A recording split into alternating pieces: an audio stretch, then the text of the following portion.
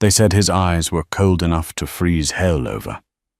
James Moretti, the King of Chicago, a man who owned the police, the judges, and half the skyline. Beside him sat Isabella, the woman everyone feared even more, a beauty so cruel she made grown men tremble. But that night, in the most expensive restaurant in the city, the silence wasn't broken by a gunshot.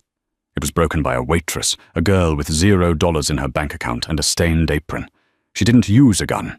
She didn't use a knife. She took down the Mafia's most dangerous woman with a salad fork, and what she found on that silver prong didn't just end a marriage. It started a war. The rain in Chicago didn't wash the city clean. It just made the grime slicker. Adele barely noticed the downpour as she sprinted towards the rear entrance of the gilded cage. It was 6:55 p.m. If she was 1 minute late, Henderson would fire her. And if Henderson fired her, she wouldn't make rent, which meant she'd be back on the streets of the South Side, a place she had promised her dying mother she would never return to. "You're cutting it close, Rinaldi," the maitre d', Henderson, hissed as she burst through the kitchen doors. He was a small man with a moustache that looked like it was drawn on with a Sharpie, and he smelled perpetually of nervous sweat and cheap cologne. "Sorry, Mr. Henderson. The L train was down at Weston," Adele gasped, tying her apron with practiced speed. She smoothed her black skirt, checked her white button down for lint, and pulled her dark hair back into a severe bun. "I don't care about the train. I care about table 1, Henderson said, his voice dropping to a terrified whisper. The kitchen went silent. The chefs stopped chopping. The dishwashers stopped scrubbing. Even the steam rising from the pots seemed to pause. Table 1. "They're coming," Adele asked, feeling a cold knot form in her stomach. "He is coming," Henderson said, wiping his forehead with a handkerchief. "James Moretti. And he's bringing her." A collective shudder went through the staff.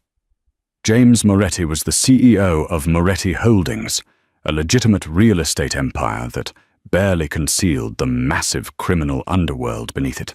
He was dangerous, yes, but he was known to be a gentleman criminal. He tipped well, spoke quietly, and never made a scene. The problem was his fiancée, Isabella Thorne. Isabella was a nightmare wrapped in designer silk. She was the daughter of a rival family from New York, a peace treaty in the form of a woman. She was beautiful, rich, and possessed a cruelty that bordered on psychotic. Last month, she had a waiter fired and blacklisted from every restaurant in the city because he poured the sparkling water too aggressively. "Sarah called out sick," Henderson said, looking at Adele with desperate eyes. "She's terrified of Isabella. You're the only one left with the etiquette training to handle them." Adele nodded slowly. Before her father's antique business had collapsed and he had gambled away their life savings, Adele had grown up in this world. She knew which fork was for oysters and which was for salad. She knew that a 1982 Chateau Margaux needed to breathe for exactly 45 minutes. She knew the language of the rich. She just didn't have the money anymore. "I'll take the table," Adele said quietly. "Good. God help you," Henderson muttered. "And Adele, don't make eye contact with him. And whatever you do, do not correct her. If she says the sky is green, you ask her what shade." Adele stepped out onto the floor of the gilded cage. The restaurant was a cavern of gold leaf, velvet, and shadows. Crystal chandeliers hung like frozen tears from the ceiling. At exactly 7 p.m., the heavy oak doors swung open. 4 bodyguards in Brioni suits entered first, scanning the room with earpieces buzzing. Then James Moretti walked in. He was taller than he looked in the papers, with broad shoulders and a tailored black suit that cost more than Adele would earn in 10 years. His face was hard, angular, with a scar cutting through his left eyebrow, but his eyes were a startling, intelligent blue. On his arm was Isabella. She wore a dress the color of fresh blood, slashed low in the front and back. Diamonds glittered at her throat, heavy, ostentatious stones that screamed power. She looked like a queen. But Adele, watching from the shadows of the service station, noticed something else. She noticed the way Isabella's hand gripped James's forearm. It wasn't affection. It was possession. And her eyes weren't looking at him. They were scanning the room, looking for prey. They sat at table 1, the secluded booth in the back. Adele took a deep breath. She grabbed her notepad. "Showtime," she whispered to herself. The first 20 minutes were a masterclass in humiliation. Isabella sent the water back because it was too cold. She sent the bread basket back because the crust was too rustic. She snapped her fingers at Adele as if she were a stray dog. James sat in silence, scrolling through something on a secure tablet. He seemed bored, or perhaps just resigned. He barely looked at Isabella, and he hadn't looked at Adele once. "Excuse me," Isabella said, her voice like shattered glass. She held up her wine glass. "I ordered the 96 Barolo. This tastes like vinegar. Did you pour me the house red, you little scam artist?" Adele froze. She had opened the bottle herself at the table. It was a $4,000 bottle. "I assure you, Signorina Thorne, that is the Barolo," Adele said, keeping her voice even. "I can bring the cork for your inspection." Isabella laughed, a harsh, tinny sound. "The cork? You think I want to see a piece of trash? Take it away. Bring me another bottle. And if this one is spoiled, I'll have your job." "Isabella," James said. His voice was a low rumble, deep and smooth. He didn't look up from his tablet. "The wine is fine. Stop." Isabella's eyes narrowed. She turned her venom from Adele to James. "Oh, you're defending the help now, James. Is she your type? She looks like a drowned rat." Adele bit the inside of her cheek so hard she tasted copper. She took the glass. "I will decant a fresh bottle immediately, ma'am." As Adele turned to leave, Isabella, accidentally, knocked her clutch purse off the table. It hit the floor, spilling lipstick and a compact mirror. "Oops," Isabella smirked. "Pick it up." Adele paused. She was a waitress, not a personal servant. But she needed this job. She needed the tips. She crouched down, gathering the items. As she reached for a silver tube of lipstick, Isabella's high heel came down, stomping on Adele's hand. Adele gasped, yanking her hand back. Pain shot through her fingers. "Clumsy," Isabella sneered. James finally looked up. He set the tablet down. His blue eyes locked onto Isabella, then shifted to Adele, who was cradling her throbbing hand. For a second, Adele saw something flicker in his gaze. Not pity. Anger. "Are you all right?" James asked Adele. It was the first time he had spoken to her. "I'm fine, sir," Adele said, standing up quickly, hiding her trembling hand behind her apron. "I'll get the wine." She retreated to the kitchen, her heart hammering against her ribs. Her fingers were red and swelling.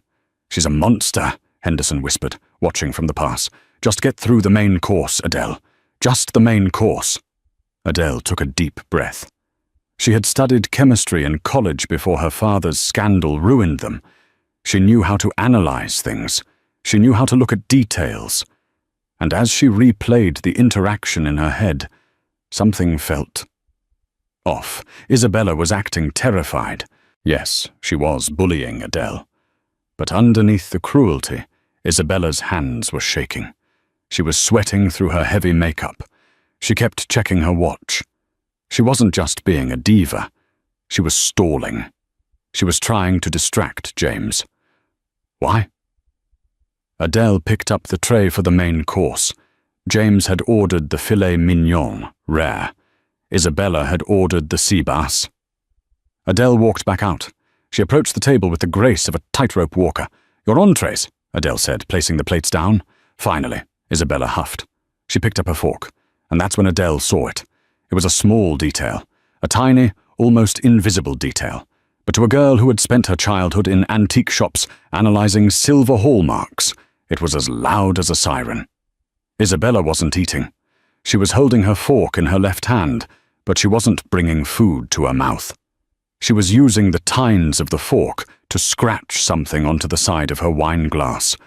A rhythmic scratching. Scrape, scrape, tap, scrape. Adele paused, holding the water pitcher. Isabella looked at James. "Eat, darling. You must be starving." James picked up his steak knife. "I'm not hungry." "Please," Isabella pushed, her voice taking on a frantic edge. "The chef prepared it, specially. Just one bite." James looked at her, suspicious. "Why are you so eager for me to eat, Bella?" "I just want you to be happy," she smiled, but the smile didn't reach her eyes. James sighed and cut a piece of the steak. He raised the fork to his mouth. Adele's eyes dropped to James's fork, then to Isabella's fork. Wait, the restaurant used Christoffel Sterling silver, high polish, flawless, but the fork in James's hand, the tines were slightly dull, a matte grey film near the handle. Adele's mind raced back to her chemistry labs. Silver sulfide creates tarnish, but silver reacts instantly to certain sulfides found in... And then she saw Isabella's ring, a massive emerald. But the setting was open, and directly under the stone, resting against the metal of the fork she had been holding before she swapped them, Isabella had swapped forks.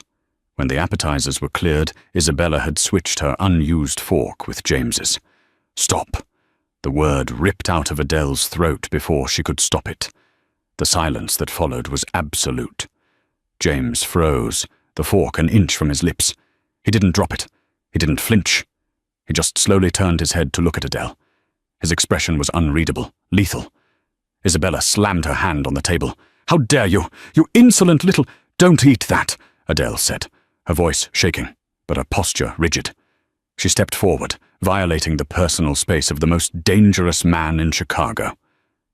"Excuse me?" James asked softly. "Get security," Isabella shrieked, standing up. "She's crazy. She's trying to attack us. Silas."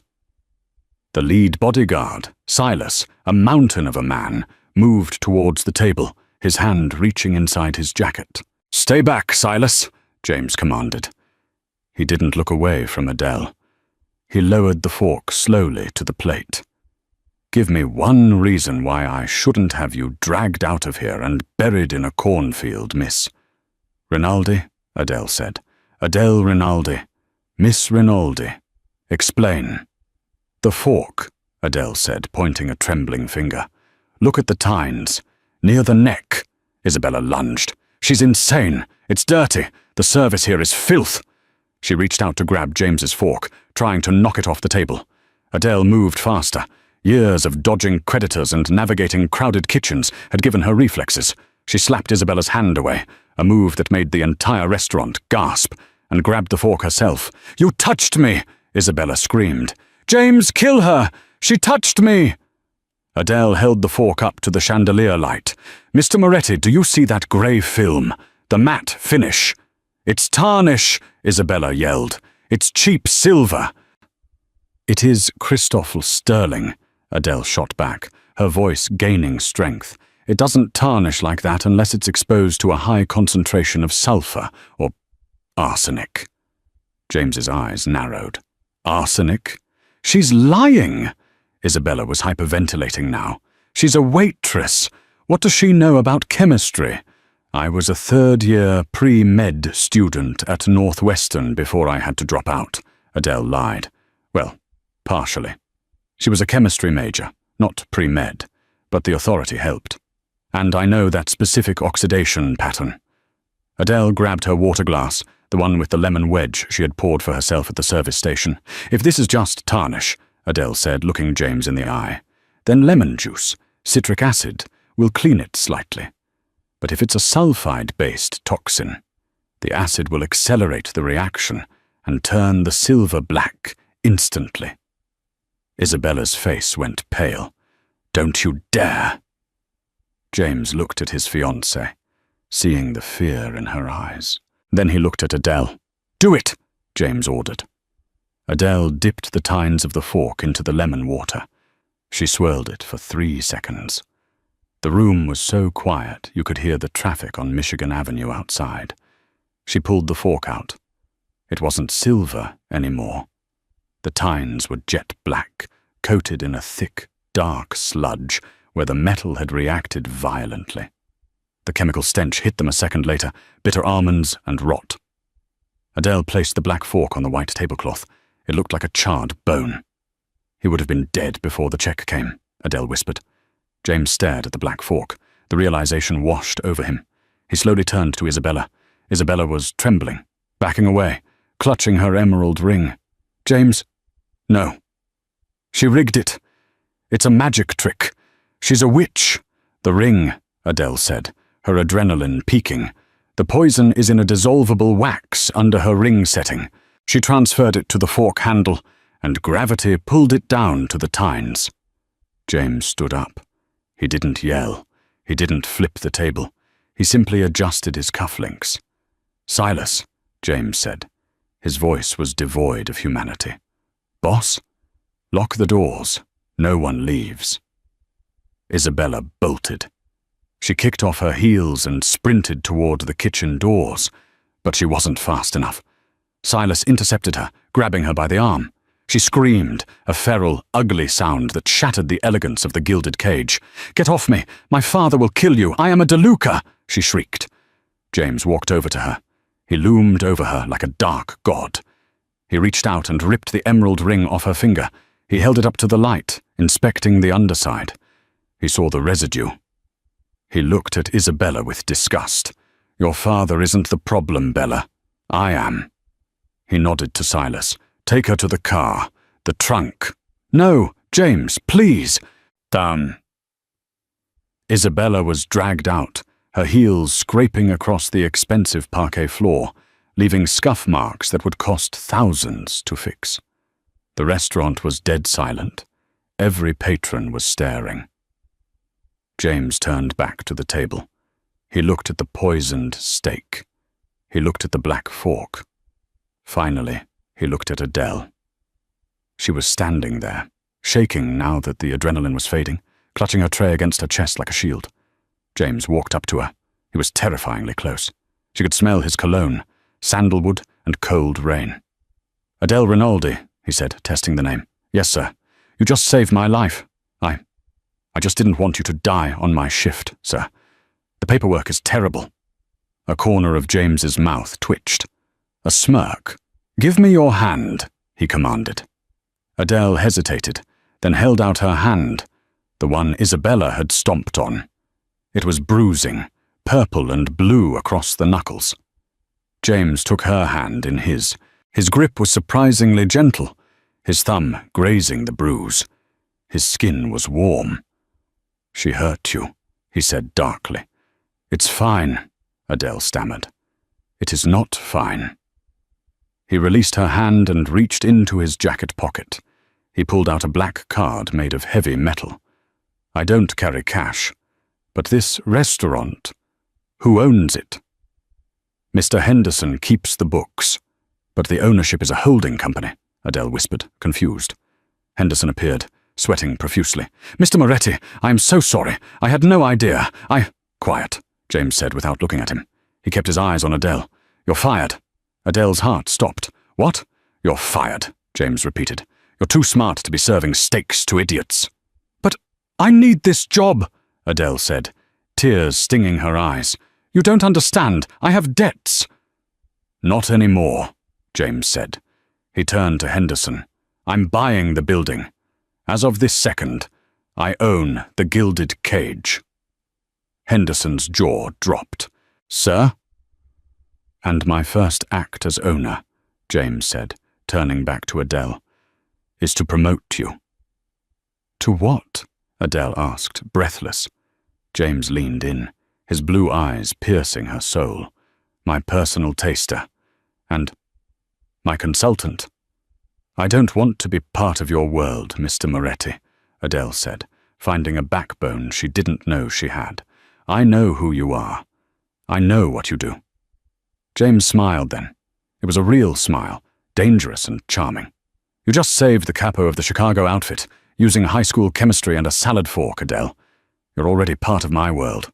He turned to walk away, then stopped. "Be outside in 5 minutes. Silas will drive you home. Pack a bag."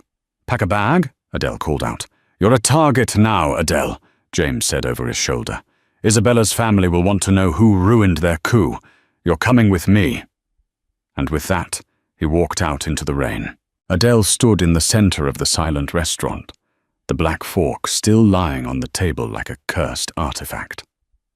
The ride to James's estate was a blur of rain-streaked windows and suffocating silence.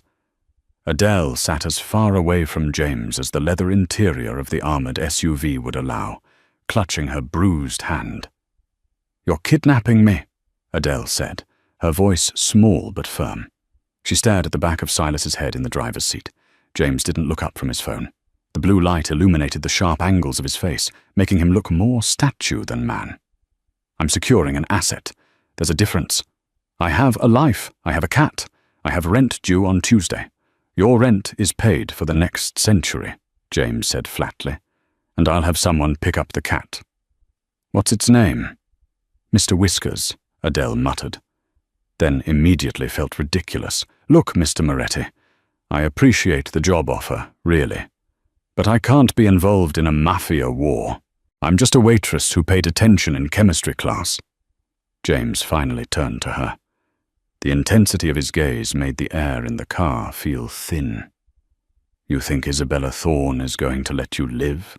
he asked, his voice low and devoid of pity. "You humiliated her. You exposed her as an incompetent assassin in front of her fiancé and her bodyguards. The DeLuca family, her family, operates on pride.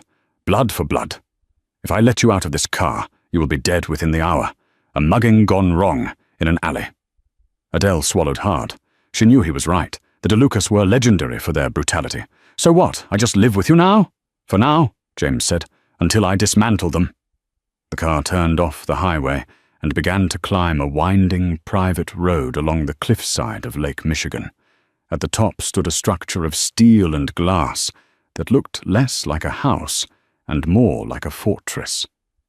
The Glass Fortress, the papers called it. As they pulled into the subterranean garage, a team of armed men swarmed the vehicle. Adele flinched. "Relax," James said, opening his door. "They work for me. Stay close." He led her into an elevator that shot up 50 floors in seconds. When the doors opened, Adele gasped. The penthouse was a sprawling masterpiece of modern architecture, with floor-to-ceiling windows overlooking the storm-tossed lake and the glittering city skyline. It was beautiful, cold, and utterly terrifying. "Silas, show Miss Rinaldi to the East Wing guest suite," James commanded, taking off his wetsuit jacket, "and get the medical kit." "I can bandage myself," Adele said quickly. James stopped. He walked over to her, encroaching on her space until she had to tilt her head back to look at him. He reached out and took her injured hand again. The bruise had darkened to an ugly purple. "You were hurt, protecting me," James said. His thumb brushed her knuckles, sending a jolt of electricity up her arm that had nothing to do with pain. "In my world, loyalty is the only currency that matters. You showed loyalty to a stranger. That makes you rare." He led her not to the guest room, but to the kitchen, a kitchen larger than her entire apartment. He sat her on a marble island stool. "Ice," he ordered Silas, who had appeared with a kit. For the next 10 minutes, the most feared man in Chicago played nurse. He wrapped her hand with professional efficiency. Adele watched him, mesmerized. He had killed men. She knew that, but his hands were steady and gentle. "Why didn't you marry her?" Adele asked softly. "Before tonight. You knew she was crazy." James taped the bandage. "It was a merger. Her father, Salvatore De Luca, controls the shipping docks. I control the unions and the real estate. Together we would have owned the Midwest. The marriage was a necessary evil." "And now?" James looked up, his eyes cold. "Now the merger is off, and Salvatore will take that as a declaration of war." He finished the bandage. "Go to sleep, Adele. Tomorrow, you earn your keep." Adele was led to a bedroom that cost more than her father's life earnings. She locked the door, pushed a heavy dresser in front of it, and curled up on the bed. She didn't sleep. She watched the rain hit the glass, wondering if she had just traded a quick death for a slow one. Adele woke up to the smell of espresso and the sound of shouting. She disentangled herself from the Egyptian cotton sheets, threw on the silk robe that had been left for her, and crept out into the hallway. The shouting was coming from the main atrium. She peeked over the railing. James was standing in the center of the room, shirtless, sweating, hitting a heavy bag. Thud, thud, crack. Each punch sounded like a gunshot. His back was a map of scars, knife wounds, bullet grazes, old battles. Silas was standing nearby, holding a tablet. "Boss, Salvatore is burning down our warehouses in the South Loop. He says it's retribution for kidnapping his daughter." James stopped the bag with one hand. "Kidnapping? I sent her home in a trunk. She's fine."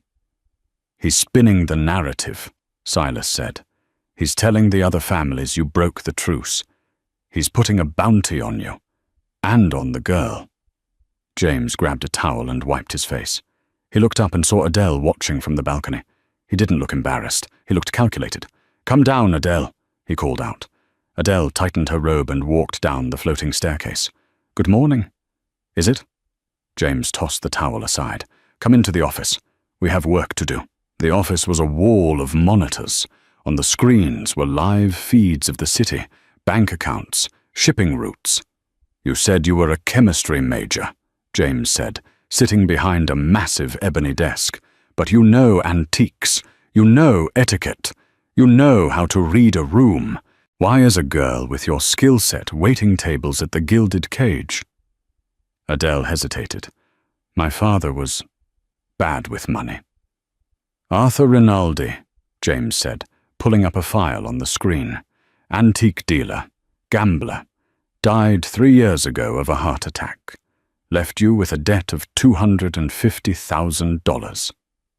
Adele went cold. "How do you know that?" "I know everything," James said. "But here is the interesting part, Adele. Who held your father's debt?" "Some loan sharks.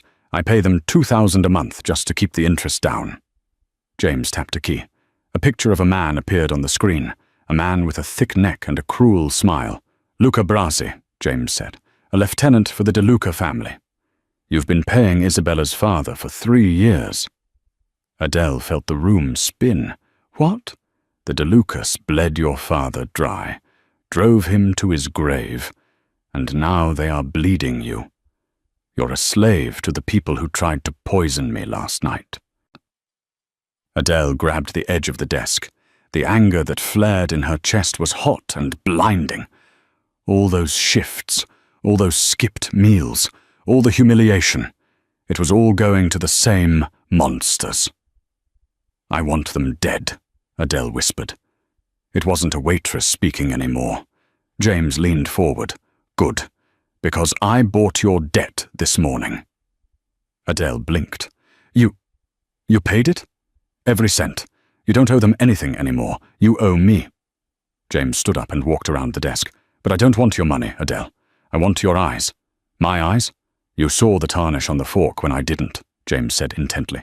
"You noticed Isabella's nervousness when my trained guards didn't. You have an eye for detail that my men lack. They see guns and muscles. You see chemistry and psychology." He pointed to a stack of files on the table. "The De Lucas are smuggling something through my city. They are using the merger talks as a cover to move a shipment that is worth billions. I don't know what it is, and I don't know how they are moving it. If I can find it and expose it, I can destroy Salvatore without firing a shot. I want you to go through their documents, find the anomaly, find the tarnished fork in their shipping manifest." Adele looked at the files. It was a mountain of paperwork. Invoices, bills of lading, chemical reports. "And if I find it," Adele asked, "then your debt to me is wiped clean, and I give you $1 million to start a new life anywhere in the world." Adele looked at the files, then at James. "Deal." She sat down and began to read. For the next 72 hours, the penthouse at the top of the glass fortress became a cage of gold and silence. Outside, Chicago was being battered by a relentless storm that turned the skyline into a gray smear. Inside, Adele Rinaldi was dissecting the criminal empire of the De Luca family, one sheet of paper at a time. She had turned the floor-to-ceiling glass wall of the office into a chaotic mind map. Using dry erase markers, she had drawn timelines, connected shipping routes, and circled chemical formulas that didn't add up. She lived on espresso and the adrenaline of survival, her hair tied back in a messy knot, wearing one of James's crisp white dress shirts that swallowed her small frame. James Moretti watched her. He spent most of the time pacing the perimeter of the room like a caged tiger, fielding calls from his captains, ordering counterstrikes on DeLuca territories. But his eyes always drifted back to Adele. He was used to women who wanted his money, his power, or his body. He wasn't used to a woman who ignored him completely to calculate the specific gravity of liquid imports. It was 3 a.m. on the third night when the breakthrough happened. The penthouse was dim, lit only by the lightning flashing over Lake Michigan. Adele was staring at a manifest from a month ago, chewing on the end of a marker. "It's a lie," she whispered. James, who was cleaning a custom Sig Sauer P320 on the leather sofa, looked up instantly. "What is?" "The olive oil," Adele said, her voice gaining strength. She tapped the glass wall hard. "Come look at this." James holstered the weapon and walked over, standing close behind her. The heat radiating from him was distracting, but Adele forced herself to focus on the numbers. The DeLucas claim this container, shipment ID 8944, is full of extra virgin olive oil from Naples, Adele explained, circling the weight declaration. "But look at the thermal logs required by maritime insurance. The container was kept at exactly 4 degrees Celsius for the entire 3-week journey." "Maybe they like their oil cold," James said, his voice a low rumble near her ear. "No," Adele turned to face him, her eyes bright with the thrill of the hunt. "Olive oil solidifies and becomes cloudy at that temperature. It ruins the texture.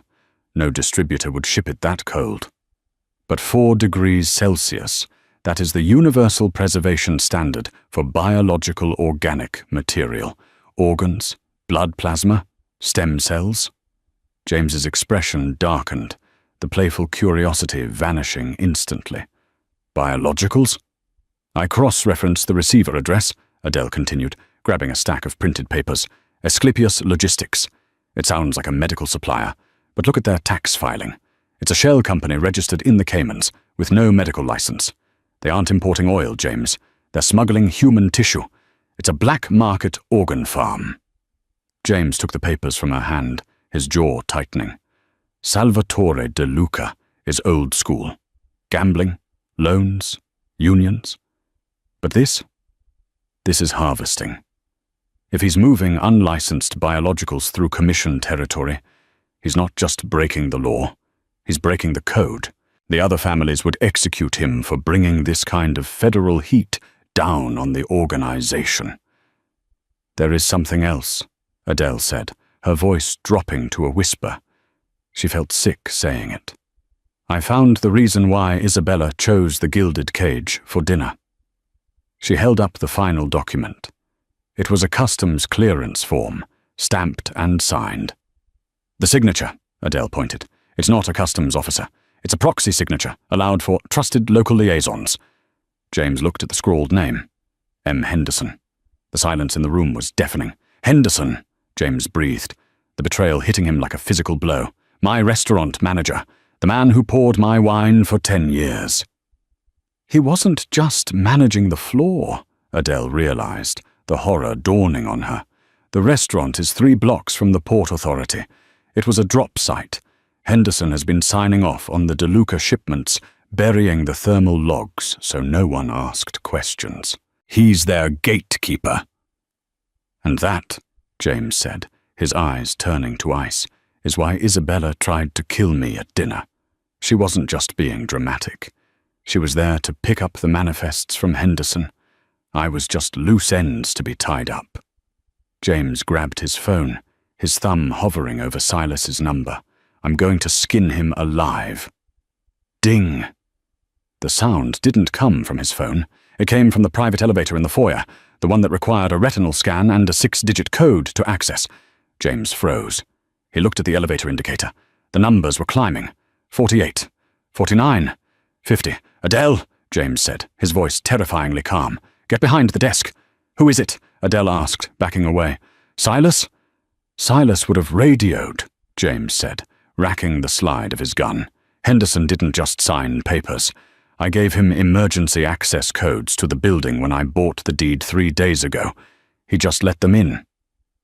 The elevator doors didn't open. They exploded. A shaped C4 charge blew the steel doors off their hinges, sending a shockwave of heat and shrapnel tearing through the penthouse. The blast threw James backward over the sofa.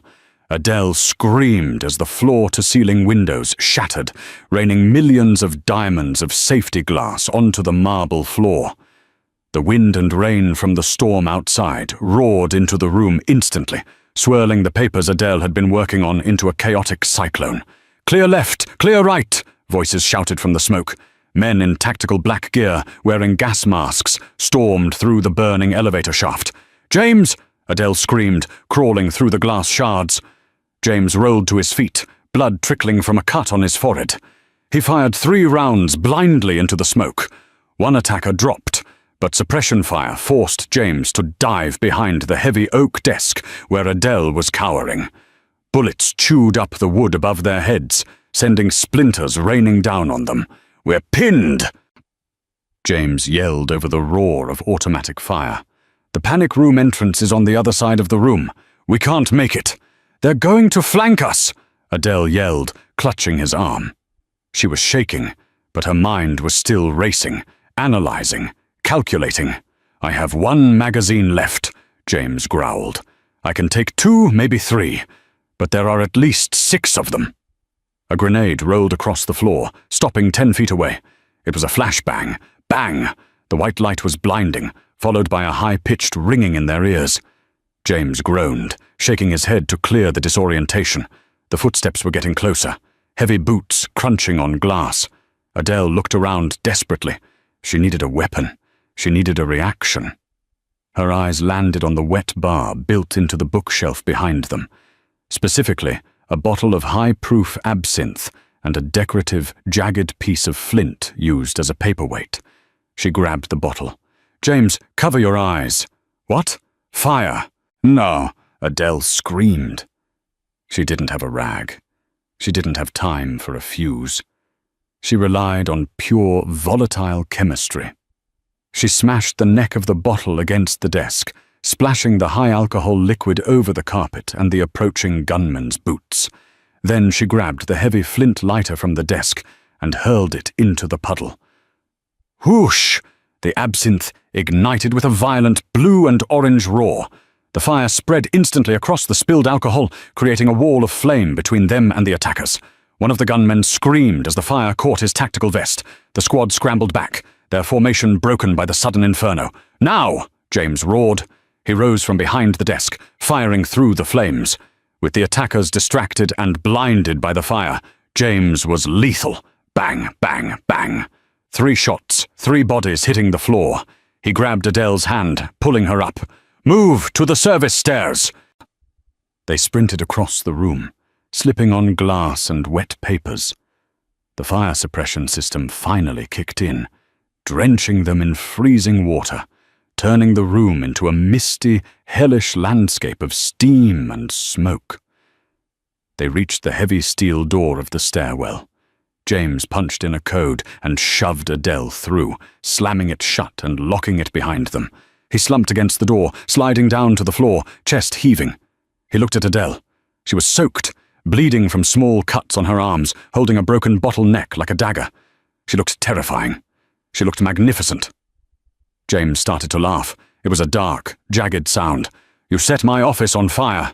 I created a thermal barrier," Adele panted, dropping the glass. "It was the only variable I could control." James reached out, grabbing the back of her neck and pulling her toward him. He kissed her hard, a collision of adrenaline and relief. Adele didn't pull away. She gripped his wet shirt, kissing him back with the same intensity. "You are absolutely insane, Adele Rinaldi," he whispered against her lips. "I learned from the best," she retorted, breathless. A crackle of static broke the moment. One of the dead mercenaries had a radio on his chest. James leaned over and ripped it off the body. "Target status?" a voice asked. It was a woman's voice, cultured, cruel, and unmistakable. James pressed the talk button, his eyes locking onto Adele's. "The target is coming for you, Bella," James said, his voice low and deadly. "And I'm bringing the waitress." He crushed the radio in his mechanical hand. "She's at the docks," Adele said, wiping water from her eyes. "She wants the shipment. If she gets those biologicals out of the city, she disappears with the money and leaves you with the blame." James stood up, pulling Adele with him. He checked his gun. Empty. He pulled a fresh magazine from his ankle holster. "Then we don't let her leave," James said. "We go to the docks. We find that container. And we end this." "The docks are a maze," Adele warned. "And it's their home turf." James opened the stairwell door, leading them down into the darkness. "It doesn't matter. They have guns. But I have you. And apparently, you're more dangerous than a bomb squad." "Only when the service is bad," Adele quipped, though her hands were shaking. Together they descended into the dark, ready to walk straight into the heart of the enemy's stronghold. The Chicago docks at 2 a.m. were a desolate landscape of rusted steel and deep shadows, smelling of diesel fumes and rotting fish. The storm had turned the shipping yard into a muddy maze. James's armored sedan, now driven by a grim-faced Silas, drifted silently between towering stacks of shipping containers. "We're looking for Section G, Row 4, Adele said, her eyes glued to the stolen manifest on James's phone. The blue light illuminated her face, which was smudged with soot from the penthouse fire. "Container number MSCU 98,234. That's the primary refrigerated unit." James checked the magazine of his fresh pistol. "You're sure this is the one?" "The chemical signature matches the power draw," Adele said, tapping the screen. "It's drawing 3 times the power of a standard reefer unit. Whatever is inside needs to be kept very, very cold." "Park here," James told Silas. They were 50 yards from row 4. The rain was coming down harder now, stinging their faces as they exited the car. James moved with the silent lethality of a predator, signaling Adele to stay close behind him. They wove through the metal canyons. They found row 4. A generator hummed loudly nearby, powering a line of white refrigerated containers. "That's it," Adele whispered, pointing to the container at the end. The serial number matched. James approached the heavy locking mechanism. "It's sealed with a biometric lock. DeLuca Tech." "Let me see," Adele said, pushing past him. She examined the digital padlock. "It's not just biometric. It has a redundant chemical sniffer. If I try to drill it, it releases a corrosive gas." "Can you bypass it?" James asked, scanning the perimeter. Adele bit her lip, her mind racing back to organic chemistry labs. "The sniffers are usually calibrated to detect nitrates from explosives or heat from torches. If I use something supercooled, I might be able to freeze the sensor before it triggers." She looked around desperately. Her eyes landed on a small drainage valve at the bottom of the refrigeration unit itself. "Give me your knife," she demanded. James handed her a combat knife without hesitation. Adele knelt in the mud. She used the tip of the knife to loosen the valve on the container's coolant line. A hiss of pressurized gas escaped, liquid nitrogen and ammonia coolant. "Careful," James warned. "That will burn your skin off." Using the sleeve of James's oversized shirt as protection, Adele directed the jet of freezing gas directly onto the biometric lock. The metal groaned and turned frosted white. The digital screen flickered and died. Adele smashed the frozen lock with the hilt of the knife. It shattered like glass. James pulled the heavy lever and swung the doors open. A cloud of freezing fog rolled out. When it cleared, they saw the interior. It wasn't olive oil. It looked like a high-tech mobile laboratory. Rows of stainless steel tanks with glass viewports lined the walls, all bubbling with a translucent blue liquid. Inside the liquid, suspended in stasis, were dozens of undeniable shapes. Human shapes. Fetuses. Adele clapped a hand over her mouth, gagging. "Oh my God! What are they doing?" James stepped inside, his face a mask of pure fury. He looked at a clipboard hanging near the door. "Illegal stem cell harvesting," James spat. "They aren't just smuggling biologicals. They're running a black market farm, selling harvested tissues to unlicensed research labs overseas. This is repulsive even for Salvatore. If the Commission finds out about this," Adele whispered, horrified, "they won't just kill him. They'll erase his entire bloodline." "Exactly," James said coldly. "We don't need to blow it up. We just need to open the doors and let the city see it." Click! High-powered floodlights suddenly bathed the alley in blinding white light. "A noble sentiment, James," Isabella's voice echoed through the metallic canyon. "But I'm afraid the tour is over." James and Adele spun around. Standing at the end of the row, flanked by 6 armed guards, was Isabella. She was wearing a white trench coat, pristine despite the weather, holding a large-caliber revolver. Next to her stood Henderson, looking terrified and holding a briefcase. "Oh, you are a difficult man to kill, darling." Isabella smiled, but her eyes were manic. "You're sloppy, Bella," James said, stepping in front of Adele. "Poison? A frontal assault on my home? You're desperate." "I won!" Isabella shrieked, her composure cracking. "I took your territory. I have the shipment." "You have nothing," James replied calmly. "You're standing in front of evidence that will get your father executed by his own allies. You think the other families want this kind of heat? Trafficking human experimentation?" Isabella laughed, a shrill sound that grated against the metal containers. "Who's going to tell them? You? The waitress?" She pointed the gun at Adele. "You ruined everything, you little charity case. You should have just served the damn steak." "Henderson," James called out, ignoring Isabella. "You betrayed me for her. She's going to kill you the second you hand over that briefcase." Henderson flinched. He looked at Isabella nervously. "Miss Thorne, the arrangement was—" "Shut up, you spineless worm," Isabella snapped. "Adele," James murmured, barely moving his lips. "When the shooting starts, drop and roll under the container." "What?" Adele whispered back. "Now!" James roared. He didn't draw his gun. Instead, he kicked a metal drum standing near them. It was full of rainwater and oil residue. It went flying toward Isabella's men. As the guards instinctively dodged, James drew his weapon and fired 3 rapid shots. 2 guards dropped. Isabella screamed and fired wildly. A bullet zinged past James's ear, sparking against the metal container. Adele dropped to the mud and rolled under the chassis of the refrigerated unit just as bullets began to chew up the ground where she had been standing. The noise was deafening in the confined space. Above her, James was a whirlwind of violence. He moved from cover to cover, returning fire with calculated precision. Silas had arrived with the car, using it as a shield, adding his own firepower to the mix. But they were outnumbered. Adele lay in the mud, watching the boots of the combatants splash around her. She saw Henderson try to run. Isabella shot him in the back without a second thought. He fell face down in a puddle, the briefcase spilling open, cash and passports scattered in the rain. Isabella was advancing on James, her guards pinning him down behind a crate. Adele knew James was going to die. She couldn't just lie there. She needed a weapon.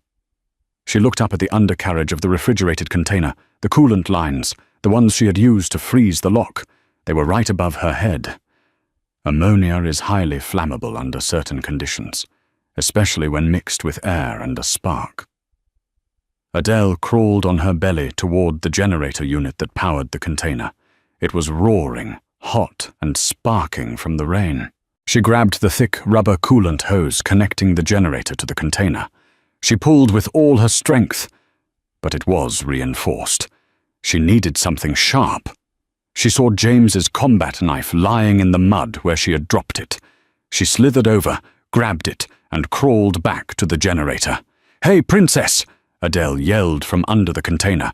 The shooting stopped for a second. Isabella looked around, confused. Adele jammed the knife into the pressurized coolant line right next to the sparking generator engine. A massive geyser of pressurized ammonia and nitrogen erupted, spraying directly onto the hot, exposed engine block of the generator.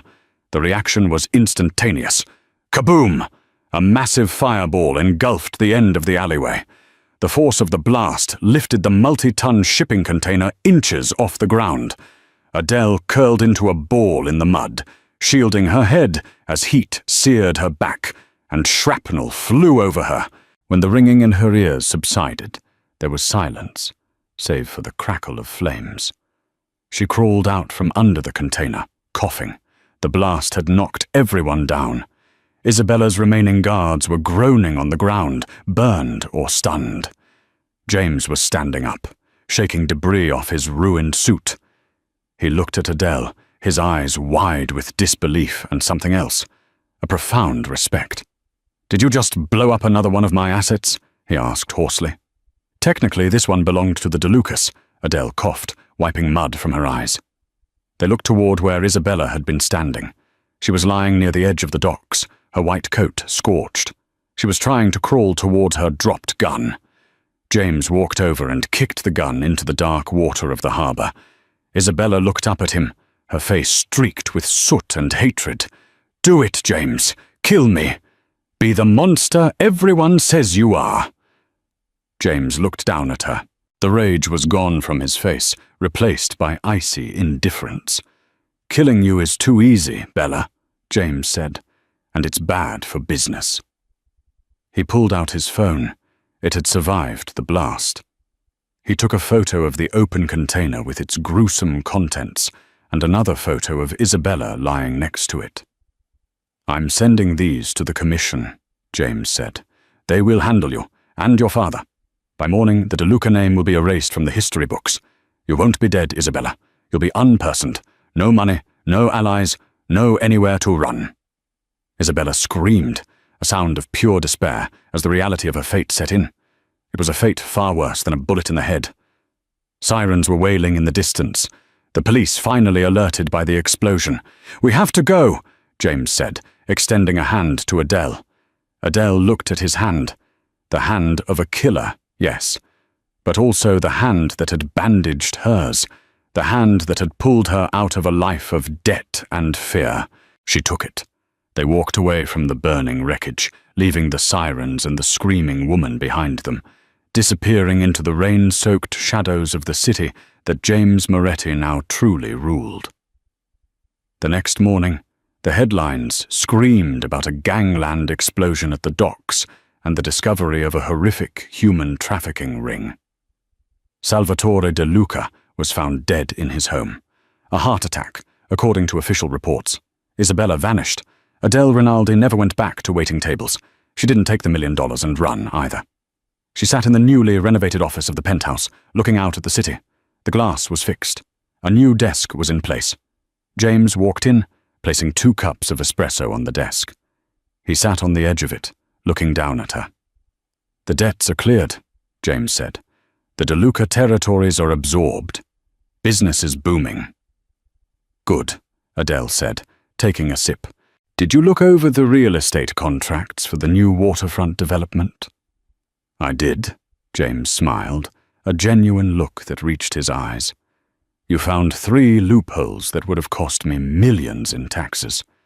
You're earning your keep, consultant." He reached out and tucked a stray strand of hair behind her ear. His touch sent that familiar jolt through her. "They still fear me, you know," James said softly. "The city." "Good," Adele replied, leaning into his touch. "Let them fear the king." She looked up at him, her eyes sharp and clear. "As long as the king respects the woman holding the fork." And that is how Adele Rinaldi went from serving the Mafia's most dangerous couple to bringing down an empire with nothing but high school chemistry and nerves of steel. She proved that sometimes the most lethal weapon in the room isn't the gun under the table, it's the salad fork on top of it. What would you have done in Adele's shoes? Would you have taken the $1 million and run? Or stayed to fight alongside the devil in the expensive suit? Let us know in the comments below. If you enjoyed this roller coaster of a mafia romance drama, smash that like button and subscribe to the channel. We drop new, intense stories every week that you won't want to miss. Ring the bell so you're the first to know when the next drama drops. Thanks for watching,